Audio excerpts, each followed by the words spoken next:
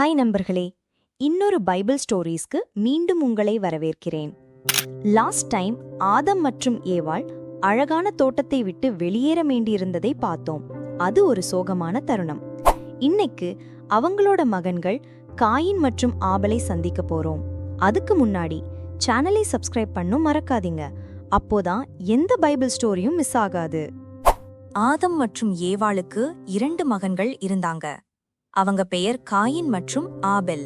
Coin நிலத்துல வேலை செஞ்சான், செடிகள் வளர்த்தான், உணவுக்காக பயிர்களை பறிச்சான். ஆபேல் மேய்ச்சல் வேலை பார்த்தான், ஆடுகளை கவனிச்சான், நேசிச்சான், பாதுகாப்பா வச்சிருந்தான். 2 பேருக்கும் வேலை இருந்துச்சு. ஆனா முக்கியமா இருந்தது அவர்களின் மனசின் நிலைதான். ஒரு நாள் 2 பேரும் தேவனுக்கு காணிக்கை கொண்டு வந்தாங்க.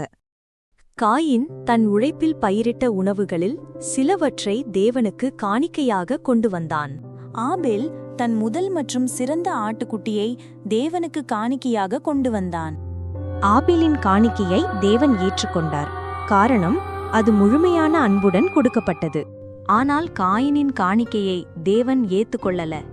ஏன்னா அவன் இதயம் தேவன்கிட்ட இருந்து தூரமாயிருந்தது. தேவன் காயின் தன்னிடம் வரவேண்டும் என்பதையே விரும்பினார்.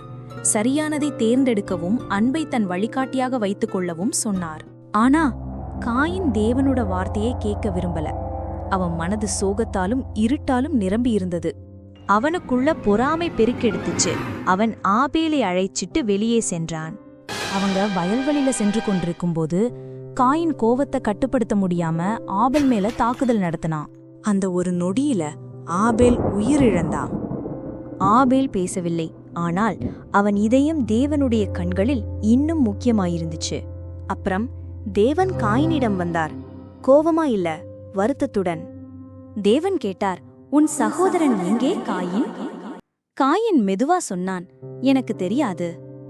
தேவன் சொன்னார், உன் சகோதரனின் ரத்தம் இந்த நிலத்திலிருந்து என்னை நோக்கி கூப்பிடுகிறது.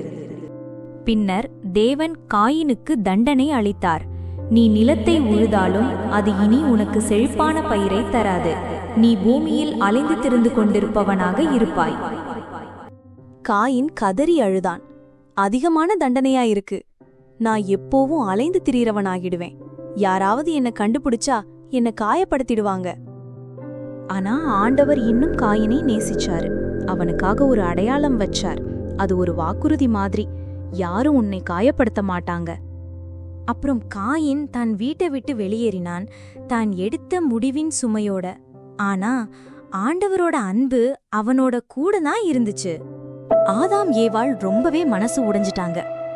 ஆபேல் இல்ல, காயினும் இல்ல. ஒரே நாள்ல 2 மகன்களையும் இழந்துட்டாங்க. ஒன்றை மரணத்துல, இன்னொன்றை பாவத்துல. ஆனா தேவன் அவர்களுக்கு மற்றொரு மகனை கொடுத்து ஆசீர்வதித்தார். அவனுக்கு சேத்துன்னு பெயர் வைத்தாங்க.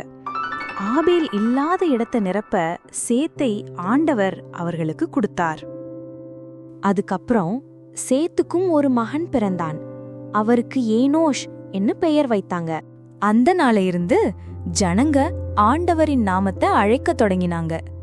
தடங்கல்கள் வந்தாலும் ஆண்டவரோட திட்டம் தொடர்ந்து நடந்து கொண்டே இருக்கும்.